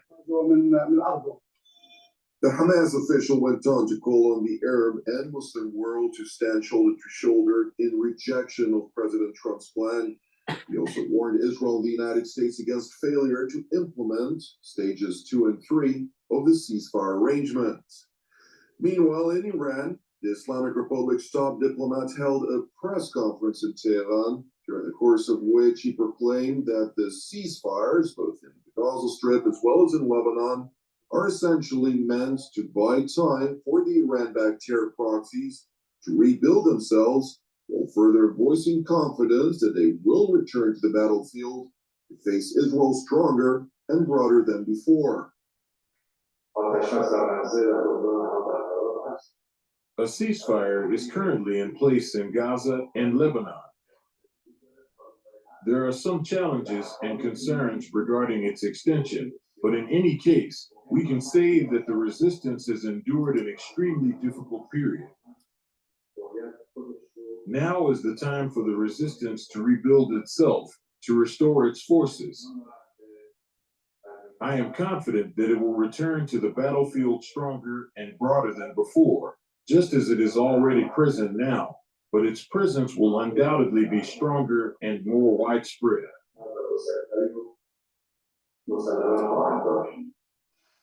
Shifting gears to the Turkish capital, where President Recep Tayyip Erdogan hosted Syria's jihadist, self-appointed ruler Abu Muhammad al-Julani, also known as Ahmed al-Shara, during the course of which Ankara and Hayat Tahrir al-Sham, on behalf of the unconsolidated Damascus, have agreed to advance the defense treaty that includes the erection of Turkish military bases in Syria. And while reiterating his commitment to Turkey in seeming reverence to President Erdogan, al-Julani reiterated his call. News is saying that Argentina is set to withdraw from WHO. To apply international pressure on Israel, demanding its disengagement from Syrian territory. We are working together on the remaining major strategic portfolios, most importantly, building a common strategy to confront security threats in the region that guarantee a prolonged peace and security for the people of Syria and Turkey. During our meeting, we discussed the outstanding threats on Syrian soil and its northeast, and we also discussed the importance of international pressure on Israel for it to withdraw from the buffer zone in southern Syria in accordance to the 1974 agreement. وتطبيق اتفاق 1974. Thank you for watching TV7 Israel News. All right, so that was Israel's take on what happened with Netanyahu and Trump. Please go to my store, the-studio-reykjavik.com, and get the NAC supplement. I've added this to my stack. It boosts up glutathione levels. And through glutathione, it soaks up free radicals. It also helps to detoxify your liver and your kidney and helps to calm your nervous system. Ubiquinol is the most active form of CoQ10. It's the most bioavailable supplement for CoQ10 that you can get. So please take ubiquinol. It's an antioxidant. It also boosts up energy levels and helps to protect your neurons. This is a supplement that's really important to take once you're 40 plus years of age. NAD plus also boosts up energy levels, helps to repair DNA damage, and protects neurons. It's synergistic with ubiquinol. Take them together is a great stack to help protect your neurons. All right. What I want to do is just drop into France 24, and they're talking about how serious Trump is with the Gaza plan. This is, I think the show is called Worldview. To ignore when Donald Trump floats the same idea twice in the space of 2 weeks. The Israelis themselves have a hard time believing it will ever happen, even if many do wish it would. Solange Moujin has more. Gaza may be in ruins, and it is, according to UN estimates, littered with more than 50 million tons of rubble after 15 months of war. But that doesn't mean it's no longer a homeland. In response to Donald Trump's proposal of displacing them, these Palestinians resoundingly said, no, that's not happening. An echo of views of many world leaders. They say Trump's proposal of the U.S. controlling Gaza, and in the president's words, developing it into the Riviera of the Middle East, is preposterous and insulting. We've been fighting displacement since 1948, so we refuse this because we've been fighting this for over 76 years. You can say we are approaching 100 years of conflict. We reject displacement and expulsion from our land. This is our land. We shall not leave. My house was destroyed, but I can sleep on the rubble. We shall not leave even if they deprive us of basic necessities. We will remain steadfast on the land of our grandparents. In Israel, the idea was met with much skepticism, even if some Israelis did say that Trump's idea is exactly what they'd want. Trump made big statements that may sound good to Israel, but is it feasible? I don't know if it will happen. These are big things. He had to say this because he's the new president and he wanted to impress the world. I really like what Trump said. In my wildest dreams, I hope it happens, but I doubt it. It's hard for me to believe it will happen. But who knows? God knows. I like it. I like what he said. A former real estate developer, Trump did not explain how he would carry out the brazen plan, but it has created much shock, and it's increased fears that such ideas could hinder ongoing peace talks. Ahmed Fouad Al-Khatib, have you been able to process what we heard from the White House on Tuesday evening? Well, I'll be honest with you, I was very surprised. I was extraordinarily shocked by how far Mr. Trump took the idea. I mean, I thought it was insane enough to propose removing the Palestinian people into Egypt and into Jordan, both of whom will not accept Palestinian displacement for economic, geopolitical, social, and security reasons. But to top it all off in a way that was clearly even surprising to Mr. Netanyahu himself, I thought was really quite shocking. Now, I've been trying to think about this rationally and dispassionately and trying to understand how in the supposed art of the deal, this may be in fact a negotiating tactic, and been trying to work backwards as to who are the intended parties that Mr. Trump is trying to pressure. Is it Hamas, now that we're approaching negotiations for the second phase of the hostage ceasefire and hostage deal? Is it Jordan and Egypt trying to do more on a security basis for the Gaza Strip? Is it the Gulf nation being more involved in rebuilding Gaza and transforming it? It is really difficult to fit this proposal in a rational framework, excuse me, particularly because Mr. Trump has been eyeing Saudi-Israeli normalization as the ultimate prize, if you will. He wants to complete the Abraham Accords. And so I don't believe he genuinely thinks this is really a feasible idea, though maybe he does. Who knows what's in his head.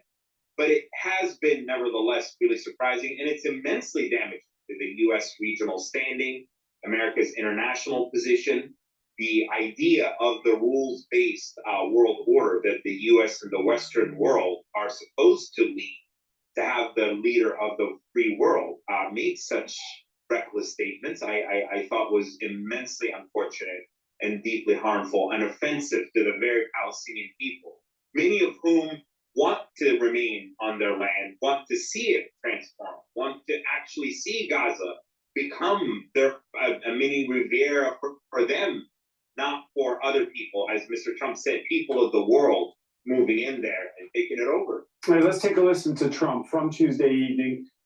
His offering for Palestinians to go away and for regional states to take them in. It would be my hope that we could do something really nice, really good, where they wouldn't want to return. Why would they want to return? The place has been hell. It's been one of the meanest, toughest places on earth. All right, let me ask you, Christian T1, picking up on what Ahmed said, if we're following the sort of the art of the deal mentality here. Let me just plug a product really quick here. Please go to my store, the-studio-reykjavik.com. Get the probiotic that I have, the powdered version. You can mix it with soft foods, with filtered water, a smoothie. It comes with a small scooper. You take one scooper a day. And with taking a good probiotic, you're improving your gut biome, you're reducing inflammation, you're improving the ability to absorb nutrients, and you're improving the communication between your gut and your liver and your gut and your brain. So please go to my store, get the probiotic. I have it in a powdered version and also a veggie cap version. So please go to my store, the-studio-reykjavik.com. Use discount 5 and you get $5 off.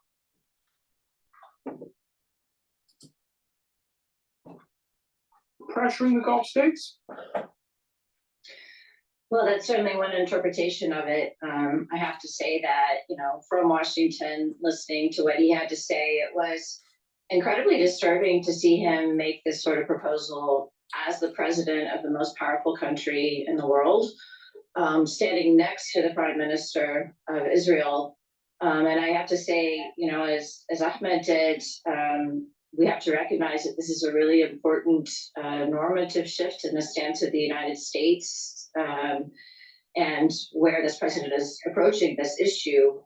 Obviously, no concern at all about UN resolutions or Geneva conventions, any of these things.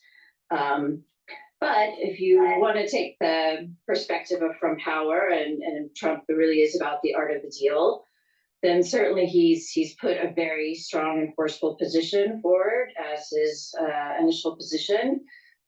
He related quite clearly that he expected these other states to be cooperative, both in receiving Palestinians as refugees, and Saudi Arabia and the Gulf states is funding it. I think you got the reply from Saudi Arabia very quickly. It was very telling that Saudi Arabia put out a statement, the foreign ministry, immediately, which was like at 4 a.m., I think, Riyadh time, basically reiterating their stance in support of a two-state solution with Jerusalem as a capital, and completely refusing the idea that you could displace Palestinians in sort of way. So I think we got a very strong Saudi response to meet the Israeli response, at least in this, the American response, at least in this first round. Yeah, and we're still trying to figure out, as Ahmed was saying, whether or not it's serious. And by the way, it's not the first time that Trump has talked up seafront development diplomacy. Like, for instance, back in 2018, a summit in Singapore, where he offered North Korea's leader that he send in shovels and cranes in exchange for Pyongyang giving up its nuclear weapons. As an example, they have great beaches. You see that whenever they're exploding their cannons into the ocean. I said, boy, look at that. Wouldn't that make a great condo behind? And I explained, I said, you know, instead of doing that, you could have the best hotels in the world right there. Think of it from a real estate perspective. You have South Korea, you have China, and they own the land in the middle. How bad is that, right? It's great. Okay, so Gilda Haley, that idea went nowhere. Is this idea going to go nowhere? I just wanted to say that today the landing beaches of D-Day are wonderful touristic sites with hotels and everything. So let's hope that one day something will be possible. To paraphrase Teddy Roosevelt's saying, he has a tactic of wave your biggest stick and wait the other to make an offer. And he did that. Who's the other in this case? Because that was the question I was asking you. I'm getting that. So he did that with Mexico 5 or 6 years ago. He said, we had the worst commercial agreement with Mexico. I will tear it apart. And then they made some minor changes. And he said, now we have the best commercial ever signed since men's men. Colombia, the same thing. I mean, he waves with a nuclear weapon, diplomatic nuclear weapon, and then he gets, you know, a new accommodation with Canada, with Mexico. It's the same thing. I mean, he got something, but no, with no regard to the stick that he was waving. So who is he waving at? The stick. By the way, as we're speaking, Gil, I'll get your reaction to it. The White House saying that Trump, quote, has not committed to putting U.S. troops in Gaza. Mm-hmm. Okay. He was just clearing the building permit question, you know.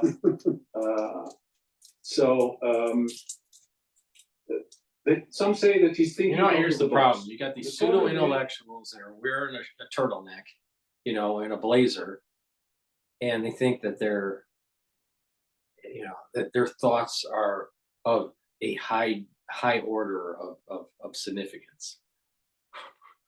The guy can't even get it out of his mouth. But it could be language barrier because I think his home tongue is French. But I don't know.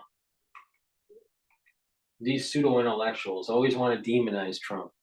Always. They're always like, he's too, you know, he has these, you know, crazy ideas and he's bombastic and he's just, you know, he's not intelligent, blah, blah,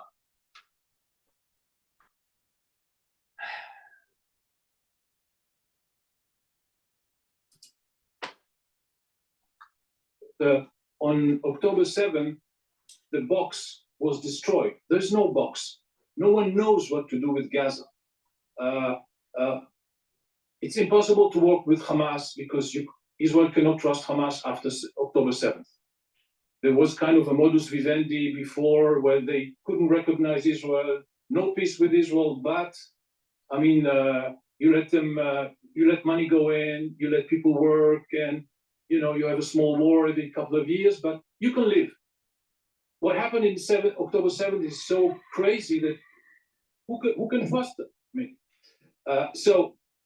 there's no alternative because the Palestinian Authority, even according to Biden, she could be one day a partner if it was thoroughly revolutionized or changed. So we know that what happened in October 7th makes going back to October 6th impossible. We don't know what is the day after of the whole thing. So he's shaking it. He's maybe something will come out. I think that, for example, maybe why don't they just open up the Bible? Why don't they open up the Zohar? Why don't they talk to some of these knowledgeable scholars and ask them, what do you think is happening?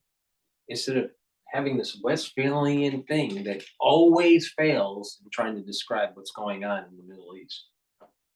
Please go to my store, the-studio-reykjavik.com, and get the vitamin K2 and the vitamin D3 and stack them together. This is a dual purpose stack.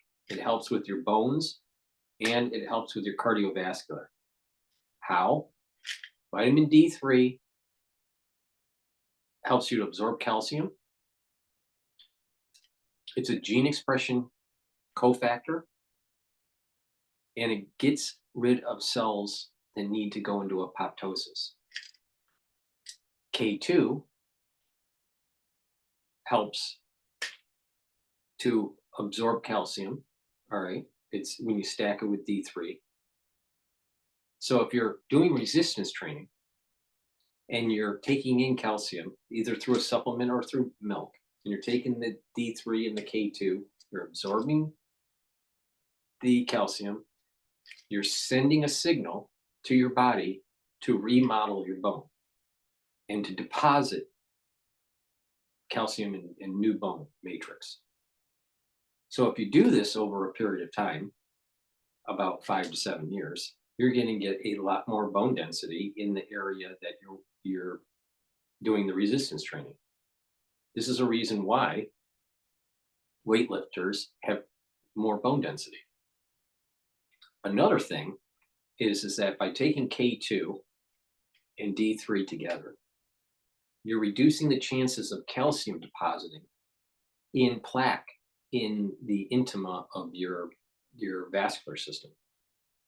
And there's a whole protocol to be able to reduce the already formed plaque, but taking this stack together will help with your bones and your cardiovascular system. So please go to my store, the-studio-reykjavik.com. Take these two together and help your cardiovascular health and your bone health. And lastly, the last pillar of the core, remember I was talking about the core? So the first pillar is neutralize pathogens with Max 35. Soak up free radicals with C60. Bring down inflammation by taking turmeric, ashwagandha, and lignans. And take Boomer Boost for the last pillar to boost up your energy levels and your metabolism. It has 68 nutrients. It helps with your cardiovascular health. It helps with your bone, your brain health. It helps with your metabolism and your muscles and strength. It has a very extensive profile for the nutrients that you can read the label on my website, the-studio-reykjavik.com. It has a scooper. You take 1 scooper a day, mix it with soft foods or a smoothie, filtered water. Some people mix it with milk. I mix it in a soft food like hummus. I take it every day. Take it either in the morning or in the afternoon is the best way to do it. And use it as your meal. Okay, it's a superfood. It has all the nutrients that you need. It's a great way to lose weight, and it's a great way to get healthy. You can stack this with the barley that I have, either the heirloom barley or the gladiator barley, and you'll be able to control your A1C levels. You'll gain strength. You'll detoxify your body. You'll soak up free radicals through superoxide dismutase. You'll bring down inflammation. And if you're doing resistance training, you're going to get stronger. So it's a great way to get healthy by stacking Boomer Boost with the barley that I offer, either the heirloom barley or the gladiator barley. But this is very powerful stuff. It's a great way to get in shape. And and if you follow that core stack, the Max 35, the C60, the turmeric, the ashwagandha, the lignans, and the Boomer Boost, that's a very powerful stack to get healthy, slow down the aging process, have the energy levels. And you do all these other things like resistance training and cardiovascular training and stretching and balancing exercises and training your mind and getting proper sleep, proper diet, proper supplementation. When you do all these things holistically, you are slowing down the aging process and you're getting healthy. And you'll notice that your immune system is better. Your endocrine system is better. You have more energy.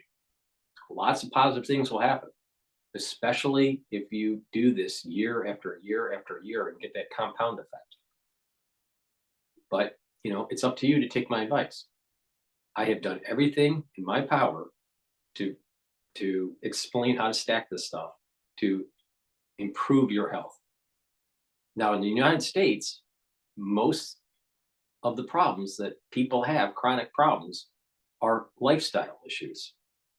If you change your lifestyle and get the proper supplementation, you can reverse these diseases like diabetes and heart disease. So please go to my store, the-studio-reykjavik.com, use discount 5, get $5 off. If you buy a longevity box or an anti-aging box, there's a further discount built into the box compared to just buying the individual supplements. So please go to my store, get the supplements. I think we've covered enough about this particular topic for tonight. Thank you for watching the live stream on YouTube. I'll be doing another show tomorrow. This is episode 100 for Telemetry, so it's kind of, I guess, a special milestone. But thank you for listening and have a nice night.